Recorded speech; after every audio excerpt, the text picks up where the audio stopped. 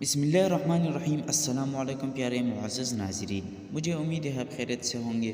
Video آگے بڑھنے سے پہلے ہمارا چھوٹا سا درخواست ہے، اگر آپ نے ابھی تک ہمارا چینل سبسکرائب نہیں کیا تو ہمارا چینل سبسکرائب کریں تاکہ ہر آنے والے ویڈیو سے آپ باخبر رہے۔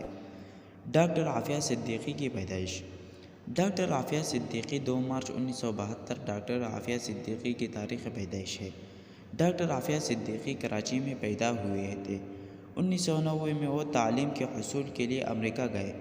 1995 میں انہوں نے MIT سے اپنا گریجویشن مکمل کیا۔ 2001 میں انہوں نے نیورو سائنس میں PhD کی ڈگری حاصل کی۔ مارچ 2003 میں کراچی میں ڈاکٹر عافیہ صدیقی نامی ایک خاتون کو القاعدہ کی مدد کرنے کے الزام میں حراست میں لیا گیا۔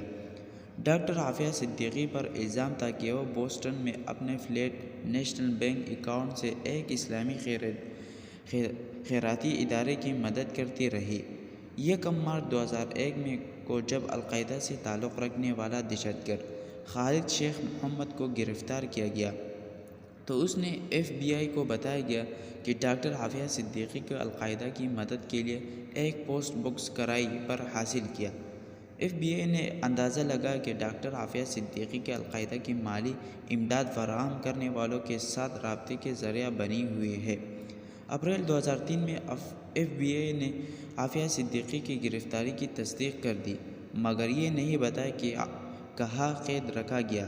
7 جولائی 2008 کو ایک نو مسلم برطانوی صحافی خاتون یوان ریڈلی نے شبہ ظاہر کیا کہ عافیہ صدیقی بگرام میں قید ہے اور وہ وہاں گری لیڈی آف بگرام کے نام سے پہچانی جاتی ہے اور ان کا کوڈ نیم قیدی 650 ہے۔